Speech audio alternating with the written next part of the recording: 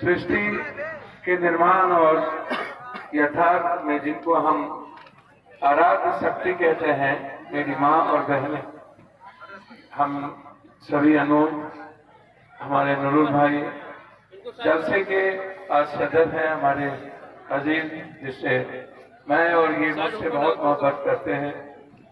हमारे अजीज मेहमान जो बाहर से आए हैं, अभी बहुत ही शानदार आपके जज्बे को, आपके हिम्मत को अफजाई किया। मैं अपने मदनी साहब और अपने मुबारक साहब के हमारे पुत्र जो हमारे बहुत ही नजदीक रहे, मुबारक साहब बहुत शालीन व्यक्ति थे, बहुत ही गंभीर व्यक्ति थे, अस्थिर थे और हमेशा इंसानियत के रास्ते को उनके भी परिवार के यहाँ आपके भी शामिल हैं। और हमारे साथ, हमारे अध्यक्ष के साथ, प्रमुख के साथ, शिक्षक पौरस जी, कुणाल जी, राजेश जी, सुड्डू जी, हमारे छात्र, सभी बहुत सारे साथी यहाँ मौजूद हैं। और इस मंच पर वो लोग जो इस जलसे को करने में जिनकी भूमिका अहम है, उन सभी अजीज भाइयों का मैं और मुखिया जी का मैं अभिवादन करता हूँ, हृदय से अभिनंदन करता हूँ। अभी अबू बकर साहब के बारे में जिस जज्बे के साथ आपसे बातें रखी गई, क्या आप कभी सोचते हैं कि दुनिया में, एक मिनट, दुनिया में जब आप आए हैं तो आपको अल्लाह ने क्यों बुलाया अपने साथ? कभी आप सोचते हैं कि यदि अल्लाह आपको मोहब्बत नहीं करते, अल्लाह आपको अपने बेटे के रूप में नहीं चाहते, तो आप आज इंसानियत के रूप में, एक मानव के रूप में आपका जन्म नहीं होता, आप किसी और जोड़ी में जन्म होते। तो आपको अल्लाह ने इतना मोहब्बत दिया है और उन्होंने, ईश्वर ने, अल्लाह ने आपको अपने सानिध्य में, देखो अपने जीवन में आत्मसात किया है कि आप उनके सबसे नजदीक। तो जब जिसके साथ अल्लाह हो, ईश्वर हो, और जिनको अपने पुत्र के रूप में, अपने परिवार के रूप में, अपने जीवन के साथ, अपनी खूबसूरत रचनाओं को, जिन्होंने एक God guide by nature and nature guide by God, जिन्होंने खूबसूरत सृष्टि का निर्माण किया है, किसी एक परम सत्ता ने, किसी एक शक्ति ने 10 लाख हजार वर्ष पहले हम एक बिंदु से सृष्टि के निर्माण की भूमिका में है। और फिर धीरे धीरे धीरे धीरे जब जब मानवीय संकट आया या मानवता पर, उसके जीवन जीने के तरीके पर हमला हुए, तब तब नई नई विचारधारा आई। कभी शिव आए, कभी नानक आए, मोहम्मद साहब आए, बुद्ध आए, कबीर आए, हजरत आए, बहुत सारे लोग दुनिया में आए जो इंसानियत और मानवता के लिए एक अलग विचार देकर के गए। तो अल्लाह ने, मोहम्मद साहब ने किस यातनाओं के साथ, आप उसे याद करिए कि मक्का से मदीना जब वो इंसानियत और मानवता के पैगाम के लिए एक बड़े अदाइयों के खिलाफ पूरी दुनिया के अजीज के साथ खड़ी थी, लेकिन जब मोहम्मद साहब चले थे तो क्या वो रास्ता उनके लिए कितना कठोर था, कितना संकट, कितना बहुत ज्यादा, कितनी यातनाएं उन्हें सहनी पड़ी। उन्होंने कौन से रास्ते तय? इंसानियत के मोहब्बत का, पूरी दुनिया में मोहब्बत के रास्ते मोहम्मद साहब ने उस वक्त तय किया जब मानवता कंप्लीट रूप से इंसानियत पर खतरा था। और एक व्यक्ति ने अपनी जिंदगी की पूरी यातनाओं के साथ किस रास्ते को छोड़कर इस पूरी दुनिया को मोहब्बत के रास्ते चलने पर मजबूर किया है। क्या आप कभी सोचते हैं कि इस्लाम, जो दुनिया में 1/3 आज लोगों ने स्वीकार किया है, एक ऐसा महर्षि, एक ऐसा जीवन का वो महामानव जिन्होंने एक विचार को दुनिया के 1/3 जीवन के खूबसूरती जीवन में दे दी। क्या आप कभी सोचते हैं कि इस्लाम का रास्ता क्या कहता है? आपको जीवन में क्या क्या चीज नहीं मिली? इस्लाम हमेशा दूसरों के विचारों का सम्मान करता है। इस्लाम हमेशा दूसरों के धर्म, दूसरों की जिंदगी की खूबसूरती के लिए एक रास्ता तैयार करता है। इस्लाम अपने से ज्यादा दूसरों की मोहब्बत, दूसरों की मुस्कुराहट के रास्ते तैयार करते हैं। कभी आप इस बात को सोचते हैं? अब तो 2 मिनट में नारे तकबीर अल्लाह अकबर, पप्पू यादव ने किसी आकाश पे थूक फेंका, हमने किसी के बारे में कुछ कह दी, हजरत के बारे में, मोहम्मद साहब के बारे में, राम के बारे में, सीध के बारे में, और हम लोग चल देते हैं मोहम्मद के द्वारा बनाए हुए जो इंसानियत है उसी का कत्लेआम करने। जिन्होंने हमको बनाया, हम उसके जीवन की रक्षा करने के लिए लाठी उठाते हैं, तलवार उठाते हैं। क्या ये आप समझते हैं? क्या आप मोहम्मद साहब के लिए, किसी ईश्वर और भगवान के लिए, उनके बंदे को हम कत्लेआम कर दें? क्या ये इस्लाम के काम? और क्या आप मोहम्मद साहब को आप आज से उसके जीवन को बनाने चल दिए? क्या आपने ये हिम्मत है कि आप किसी ईश्वर और मोहम्मद साहब को, किसी भगवान और किसी अल्लाह को आप बनाएंगे, या आप उसके लिए लाठी उठाएंगे? जिसने पूरी दुनिया की इंसानियत को रास्ता दिया, मानवता का जन्म दिया, और आज हम उसी के लिए खड़े हो जाते हैं, उसके विचारधारा के अलग। क्या ये इस्लाम का रास्ता है? क्या ये मोहम्मद साहब ने हमें कभी जीवन में जितनी यात्रा उन्होंने सही, जितने पत्थरें और उन्हें क्या सहने नहीं पड़े? क्या उन्होंने मुस्कुराहट छोड़ दी? क्या दूसरों का सम्मान छोड़ दिया? क्या दूसरों की मदद करना छोड़ दिया? क्या दूसरों के लिए कुर्बानी देना छोड़ दिया? क्या हजरत हुसैन साहब ने जो नमाज के वक्त कुर्बानी दी, क्या उस कुर्बानी को आपको याद नहीं है? अभी जिस अबू बकर साहब के बारे में आपसे वो कह रहे हैं, आप उनकी शालीनता, उनकी विनम्रता, उनकी फकीरी किस बात की? जैसे आप बहुत सारे फकीर इस दुनिया में, लेकिन कभी अबू बकर साहब के बारे में आप सोचिएगा कि उन्होंने जीवन में दुनिया में किस रास्ते को चुना। आपको तो दुनिया ने, इस्लाम ने क्या नहीं दिया? आपको इस्लाम ने ज़कात दिया, इस्लाम ने दस्तरखान दी, इस्लाम ने नमाज दिया, इस्लाम ने हज दी। आप 5 बार नमाज पढ़ते हैं, क्यों?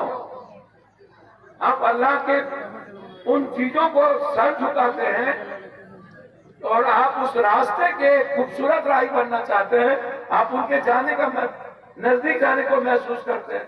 आप नमाज का क्या मतलब? मुसलमान होना नहीं, हम मुसलमान नहीं हैं, लेकिन इस्लाम के रास्ते को खूबसूरत तरीके से अपने जीवन में पल पल जीते हैं। पल पल, एक एक सेकेंड, एक एक मिनट इंसानियत से कोई समझौता हम नहीं करते। दुनिया में कोई कुछ हो, मुझे राजनीति नहीं आती, मैंने कभी राजनीति नहीं की, 7 बार MP MLA, और मुझे आएगा भी नहीं, मुझे मतलब भी नहीं है। आप कभी सोचिए, जो लोग आज भगवान के नाम पर दुनिया को बेचते हैं, जो लोग भगवान के नाम पर इंसानियत का कत्लेआम करते हैं, जो मानवता के दुश्मन बने हुए हैं, क्या आज आपकी विचारधारा? आप सोचिए, दस्तरखान क्या है? दस्तरखान का मतलब है सभी धर्म, सभी लोग, सभी इंसान एक ही जगह अपने रिश्ते को, एक अपने मोहब्बत को एक दस्तरखान पर आकर के उस रिश्ते को मजबूत करना। दस्तरखान का मतलब सिर्फ मुसलमानों के लिए नहीं, दस्तरखान का मतलब है वसुधैव कुटुंबकम। दस्तरखान का मतलब है सर्वधर्म समभाव, सार्वभौमिकता। दस्तरखान एक ऐसी खूबसूरत चीज आपको दिया है कि गरीब अमीर, गंदे कपड़े, कोई भी दुनिया की कोई भी चीज, आप ही में शेषाबादी हो, सुरजापुरी हो, सैयद हो, खान हो, पठान हो, पुलैया हो, दुनिया के हर लोग, गरीब और दलित। मैं हमेशा कहता हूँ, रामायण में राम का पराक्रम था तो सबरी भी थी, रामायण में राम का पराक्रम था तो केवट भी था, रामायण में राम का पराक्रम था तो वाल्मीकि भी थे जो डोम थे, रामायण में राम का पराक्रम था तो तुलसी भी थे, महाभारत में कृष्ण का पराक्रम था तो सुदामा भी थे, महाभारत में राम कृष्ण का पराक्रम था। आप उठाइए दुनिया को, समावेशी विचार से दुनिया बनी है। इस्लाम ने तो हमें नमाज, दस्तरखान के साथ ज़कात, आप यतीमों से मोहब्बत करिए ना, आप दूसरों के मुस्कुराने का रास्ता ढूंढिए ना, अल्लाह आपके रास्ते ढूंढेंगे। आप तो अपना दिमाग लगाते हैं। अल्लाह, एक ट्रेन का इंजन है, इंजन के साथ डब्बा चल रहा है, कट गई तो आदमी रुक गया, तो क्या आप अल्लाह से अपने को अलग करना क्यों चाहता? आप जब नमाज पढ़ते हैं आप हदीस को भी फॉलो नहीं करते। जो पप्पू यादव गलत किया उस रास्ते को आप तय कर लिए। आप कवाली भी करते हैं, आप हसन हुसैन भी करते हैं, आप कड़िया निकालते हैं। हम तो बाप दादे को देखते थे 9,000 बीघा जमीन का हम वारिस, कैसे झरना खेलता था मेरे यहाँ। हम तो सब कुछ जानते हैं, सब कुछ देखे हैं। हमारा जन्म, हमारी परवरिश कहाँ हुई है। लेकिन आज जो हदीस आपको इजाजत नहीं देता आप उसको भी करते हैं। फिर आप अबू बकर साहब को कैसे समझ पाइए।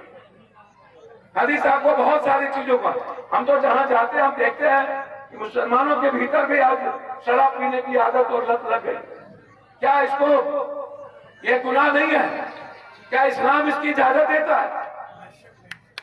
आप इसको क्यों नहीं मानते? आप इतने बड़े बात आप कर रहे हैं। हम तो सिर्फ आपसे कहते हैं कि आपको एक ऐसी विचारधारा मिली है, सभी धर्म और मजहब सबका रास्ता एक ही है। कोई मुजफ्फरपुर होके पटना जाता है, कोई बेगूसराय होके जाता है। जाना तो पटना ही है, जाना तो इंसानियत के राह ही है, जाना तो मोहब्बत के उस मुकाम पर ही है। इसीलिए आप बहुत बुलंद बारिश के विचारों के आप नुमाइंदे हैं। बहुत बड़ी तादाद है आपकी। आपके भीतर अभाव रहने के बावजूद भी डर नहीं है। आपके भीतर हुनर रहने के बावजूद भी आप गरीब हैं। जिस चीजों के लिए हाथ जल से रखे गए, इनको 3-3 बार अवार्ड मिला। पूरी दुनिया आज जहां जा रही है, आज आपको उस दौर में जाना पड़ेगा। मदरसे से बनाने से नहीं। लोग कहते हैं कि कुरान शरीफ से पढ़ा करके नफरत, आतंकवादी बना रहे। अरे मूर्ख, जिसने कुरान शरीफ साहब को आत्मसात नहीं किया, रचना मत। जीवन को जीने के लिए कुरान शरीफ साहब को जीवन में लीजिए। चाहे कोई भी आदमी गीता पढ़ता हो, रामायण, बाइबिल, कुरान शरीफ साहब आपके जीवन के जीने की एक खूबसूरत हजरत बनाने की, अबू बकर बनाने की आपकी वो विचारधारा है। आप यदि कुरान शरीफ साहब को आपने नहीं पढ़ा, आपने अपने जीवन में नहीं लाया, तो फिर आप इस्लाम को नहीं समझ पाइए। हम तो सदन के भीतर कुरान शरीफ साहब का चैप्टर जब तलाक पर आया था, सूरे निसा, सूरे बकरा, वो चैप्टर मैडम ने, हम लोगों ने जिस मुद्दों को किया वो दुनिया नहीं जानती, हम तो दुनिया को बताए। इसीलिए जो मदरसे हैं, यदि हमारे जीवन के लिए कुरान शरीफ साहब, गीता, ये जीवन की सबसे पहली मानव जीवन की निर्माण है, तो विज्ञान हमारे जीवन की खूबसूरती है, जीने का एक राह है। आपको अपने जीवन में यह तय करना पड़ेगा। और मदरसे को हमें हाईटेक बंद करना पड़ेगा। मदरसे को हमको टेक्निकल से लेकर के कंप्यूटराइज से लेकर सब कुछ करना पड़ेगा। सही कहा नूनू जी ने, बहुत कम मदरसे हैं जो सरकारी चीजों से चलता है, और हम तो हर जलसे में इनके साथ रहते हैं। हम तो डेली नूरुल साहब 10 लाख 20 लाख रुपया, आप मेरे फेसबुक को उठा के देखो, किसी हम तो हकीम को ही देते हैं। हमने तो कोरोना में किसी से नहीं पूछा, पूरी दुनिया में हमने 34 करोड़ रुपया अपने अकाउंट से बांटा। कोई ऐसा मजदूर नहीं था, सबने छोड़ दिया। हमारे बच्चों को हम अकेले पूरे देश में बस भेज के लाए। हम तो अलग नहीं किए, हम तो आते क्यों हैं? आपको पता है, हम तो पूरे देश में घूमते, हमको तो राजनीति आती नहीं है। पटना के बाढ़ में हमारा पूरा ब्लड सड़ गया था, लोगों ने कहा मर जाएगा, हम मुस्कुरा रहे थे, पूरा ब्लड चेंज हुआ मेरा। हमको कोरोना में हमको 5 महीना जेल, एक छोटे से रूम में कैद कर दिए। हम तो नहीं डरे दुनिया में। हम तो 83 में मुखिया बने, 80 में हम बाहर से आए, और 90 में हम MLA बने। हम तो 24 घंटा, इन्होंने सही कहा, आपकी खूबसूरती के लिए। आप जब भी कोई संकट होता है, क्राइसिस होता है, सबसे पहला नाम पप्पू का होता है, क्योंकि हमारे भीतर जीने की अहमियत आपने दी है, ये संस्कार यहां से मिला। इसीलिए मैं अपनी बात समाप्त करने के पहले आपसे एक बात कहना चाहूं। आप सही में अबू बकर साहब के राह पर जाना चाहते हैं, तो अपना अपना अहंकार पप्पू यादव को दे दीजिए और हदीस को फॉलो करिए। कुरान शरीफ साहब को अपने जीवन की जिंदगी की खूबसूरत बनाइए। अल्लाह ने जो हमारे जीने के रास्ते दिए हैं उसको आप अपने जीवन का साथ करिए। नमाज है, अब तो गम भी मनाने लगे, हदीस आपको गम मनाने की इजाजत देता है। अब जाइए ना 2 दिन मस्जिद में जाकर के पूरी दिन रात बिताइए ना, जाइए ना कुर्बानी के लिए, जाइए ना, आपके पास जितनी दौलत है आप 90% दौलत ज़कात दे दीजिए, अपनों को ही दे दीजिए जो आंसू बहाते हैं। करिए ना हम सब। मेरे पास कुछ नहीं बचा, इसीलिए आप के भीतर डर नहीं होना चाहिए। जब हम हमेशा मेरा ट्विटर देखिए आप लोग, अभी हमले हुए सबसे पहला ट्वीट मैंने किया कि इंसानियत को स्टॉप। जंग जब शुरुआत हुई तब शिया सुन्नी के बंटवारे के कारण न कतर बोल पाया था सबसे पहले, आना ईरान। मैंने सबसे पहला मैं व्यक्ति हूं, मैंने कहा था कि किसी भूल और किसी गुनाह के कारण पूरी दुनिया के इंसानियत को खत्म नहीं किया जा सकता। एक आदमी पूरे हिंदुस्तान नहीं, दुनिया में आज तक विरोध नहीं किया। कोई देश इतनी बड़ी ताकतवर, इतनी बड़ी इंसानियत के 8-9 हजार से ऊपर कत्लेआम हो चुके हैं, 9,708 थे। उसके बावजूद दुनिया का मुल्क यानी मौन हो और पूरा ताकतवर लोग, पूरा देश यदि मुकरा बन के देखे, तो क्या हमारी और आपकी जिम्मेदारी नहीं है हम यहां से आवाज दें कि मोहब्बत के रास्ते चुना जाए, इंसानियत के दुश्मन के खिलाफ खड़े हो लोग दुनिया। हमें विरोध करना चाहिए ऐसे इजराइल का जिन्होंने, अरे वो उसको पता नहीं, यदि उसको मारने का दम है ना तो फिलिस्तीनी को मरने का जज्बा है, वो डरेगा नहीं, वो फिलिस्तीनी को मिटा नहीं सकता। वो जितने आतंक फैला ले, पूरी दुनिया की ताकत ले लें। इसीलिए आप सबसे हम कहते हैं कि पप्पू यादव का एक एक खून का कतरा, एक एक, जिस दिन हमारे पास कुछ नहीं बचेगा, शरीर और किडनी बेचकर आपकी हिफाजत करें, आपके आंसू पहुंचेंगे यकीन जिंदगी में से। हमें कुछ नहीं चाहिए, बस दुआओं में याद रखिएगा। यदि हमको कुछ चाहिए है तो हम भी नेताओं की तरह धूर्त ही करते, हम भी दुष्ट ही करते। हम कल मुख्यमंत्री हो जाए यदि दोगलई कर ले, कल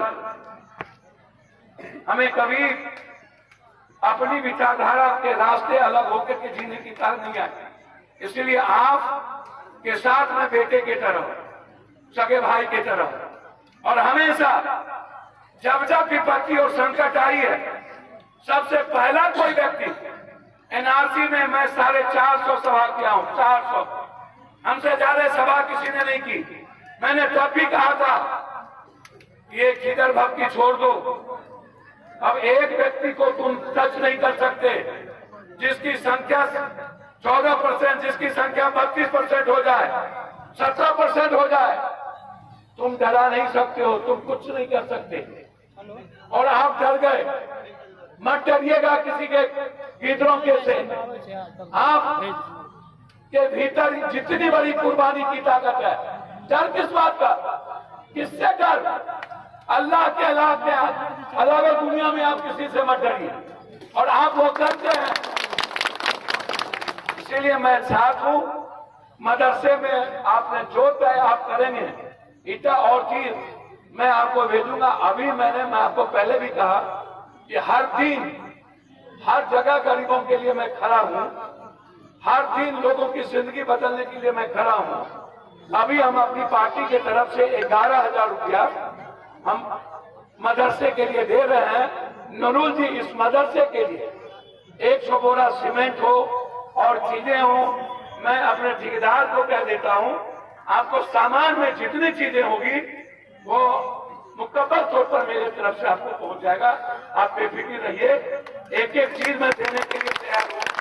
आप बहुत छोटी चीज पप्पू यादव से मांगिए, पप्पू यादव से मांगिए नहीं सर। पप्पू यादव का मतलब है अपनी जिंदगी देना, पप्पू यादव का मतलब है अपनी सब कुछ खो करके इंसानियत के लिए देना। और ये मेरा गांव है, मेरे सामने में सब बना है, अगर इधर करना वाले